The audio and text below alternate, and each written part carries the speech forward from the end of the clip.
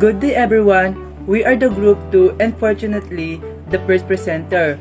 And today we will be discussing about political self, Filipino characteristic, values, traits, identities. And we will be also answering some activity belongs to this unit. The political self is the conceptuality discrete categories of inner and outer in reality, constantly to interact, shape, and inform others. In this activity, I chose to tackle two emerging issues in our community nowadays, the fake news and the van kidnapping. We all know that fake news has been already emerged so many years ago, but this day, this kind of issue are being rampant again.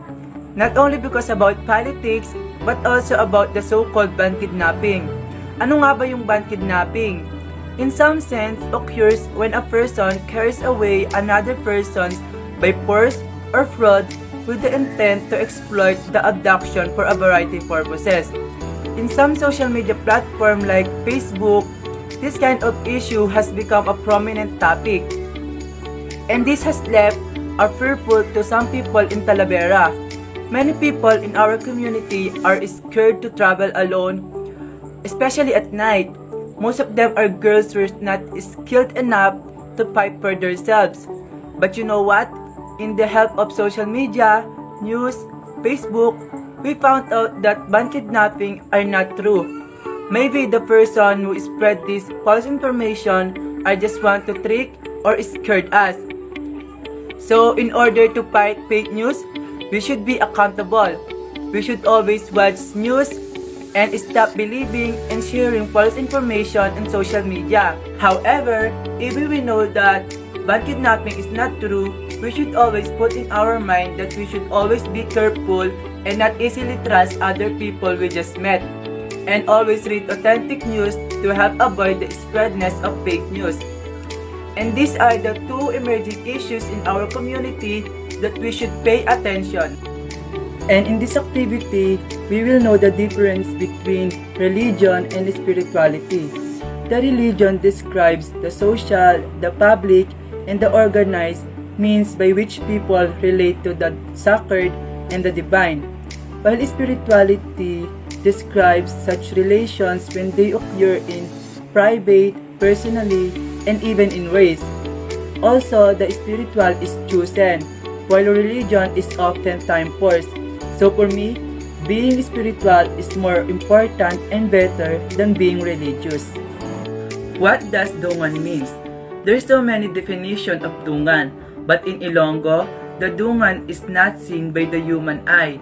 Sometimes it goes out of the body and takes on visible form as insect or small animal. The dungan may leave the body voluntarily while the person is sleeping. If one sees themselves in their dreams, it means that their dungan has left their physical body. A slumbering person should be awakened gently to give the soul a chance to return to the body. Whatever happens to the dungan also happens to the body. And also, the dungan withdraws from the body if said the body is badly treated. I'm Marceli Castillo, college student from BSBA. After 10 years, I see myself as a successful businesswoman. Success is a big gratitude, or it's our biggest dream. I want to become successful not because I can certainly buy some stuff to help my family, because success is a great gift for my family because they make a way to give me a beautiful life. It's a milestone for me because seeing my achievement in life give me more inspirational and of being successful can help me to create a great future that I didn't plan for. I'm making myself efficient to achieve my aim as early as possible.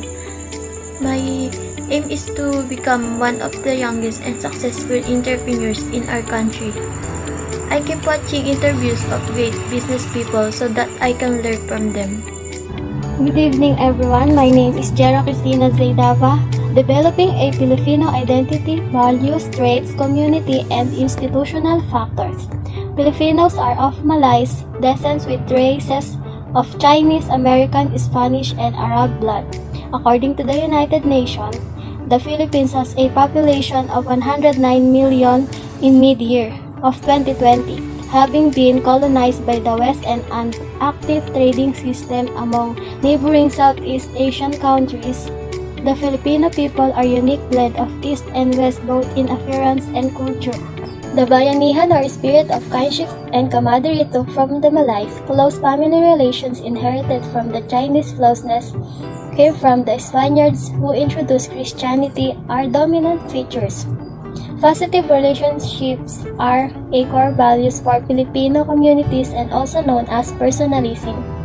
This involves sensitivity and regard for others' understanding, helping out, and consideration for others' limitations.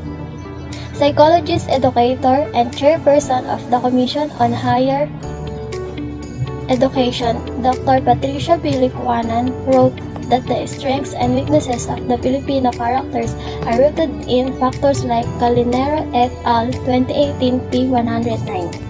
The home environment. Filipino children are Filipino-oriented. The social environment it is characterized by survival of the fittest that make them group-oriented. Culture and language shows openness to international elements with no primary consciousness of the cultural core. History. Events of the past, and especially those relating to a particular place or subject.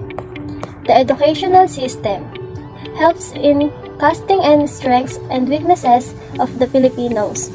Religion, a personal set of institutionalized system of religious attitudes, beliefs, and practices.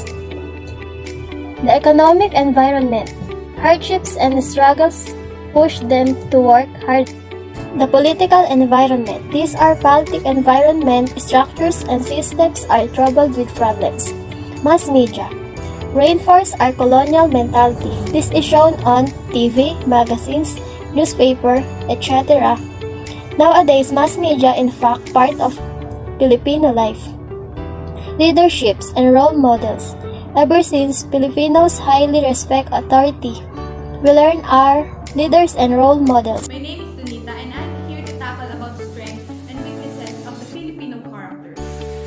The Filipino characters listed below are not complete, yet here are some parts. In strength, there are: first, pakikipagkapwa-tao, family orientation, joy and humor, flexibility, adaptability, and creativity, hard work and industry, faith and religiosity, and last, abilities to survive. And also, therein weaknesses. There are extreme personality, extreme family-centeredness, lack of discipline, passivity and lack of initiative, colonial mentality, kanya-kanya syndrome, and lastly, lack of self-analysis and self-reflection. Okay, let's move to our next topic. What is citizenship and democracy? So, citizenship is a status of being citizen, right? Along with the rights or freedom. For example, pinanganak ka sa Pilipinas. So, you have rights and freedom sa Pilipinas. Kung example ay umalis ka man sa ibang bansa, kunwari, example, punta ka ng Korea. So, being there, wala kang at dahil hindi ka citizen doon, hindi ka citizen ng Korea, wala kang rights and freedom doon. So, susunod ka sa mga batas or sa mga itinakala sa'yo. Kunwari, pumunta ka lang doon as tourism or travel. May susundin ka na parang kailangan 2 months ka lang doon, kailangan wala kang gawin na kung ano-anong masama. Like that. And then, when we say democracy, it is a Greek word that means demos. When we say demos, it is a people rules. Pag sinabi mong demos, people's rules. So, yung nasa tao ang batas. Parang gano'n. And when, or for example, pinanganak ka sa pinanganak ka sa US, diba? Citizen ka doon. And meron ka ding democracy or tinatawag na people's rules, or nasa iyo yung rights, nasa iyo yung freedom. Kung pupunta ka rin sa ibang bansa or sa Korea, example, meron ka pa, hindi ka citizen doon, pero meron kang rights, diba? Democracy. Pag sinabi kasing democracy, it is a form of government in which the supreme power is vested in the people's hand. Diba? Nasa kamay ng tao, or nasa kamay natin, nasa kamay nyo, yung power. Diba? Yung supreme power na itinalaga ng government. So, that's it. That's what is citizenship and democracy. In this part, we will talk about who are the citizenship of the Philippines. First, those who are the citizenship of the Philippines at the time of the adoption of the new constitution. The purpose of the Section 1 is to protect the status of those who were already citizens at the time of the constitution took effect.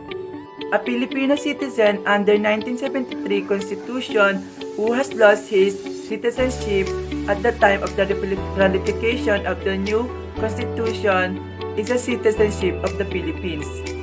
Second, those mother or father are citizenship of the Philippines. Based on Article 4, Section 1, Page 2 of our 1987 Constitution, the basic rule on citizenship in the Philippines, respective of the place of birth, is that a person born of either a Filipino father or a Filipino mother shall be considered a Philippine citizen following the Jus-Sanguinis rule. Those born before January 17, 1973 of Filipino mothers who elect Philippine citizenship upon reaching the age of majority. Under the 1935 Constitution, a child born of a Filipino mother who has married a foreigner is born an alien and remains an alien during his minority until he elects Philippine citizenship. Those who are naturalized in accordance with law, Section 1, Paragraph 4, which declares as citizens of the Philippines. Those who are naturalized in accordance with law possesses great significance. As we bring this unit to a close, we once again thank you, Ma'am Diaz, for giving us opportunity to discuss about this topic. And also to our classmates who gave their attention as they listened to our presentation. Hope that this activity has given you a much clearer understanding about what we have discussed, especially kung sino-sino nga ba ang citizenship ng ating bansa.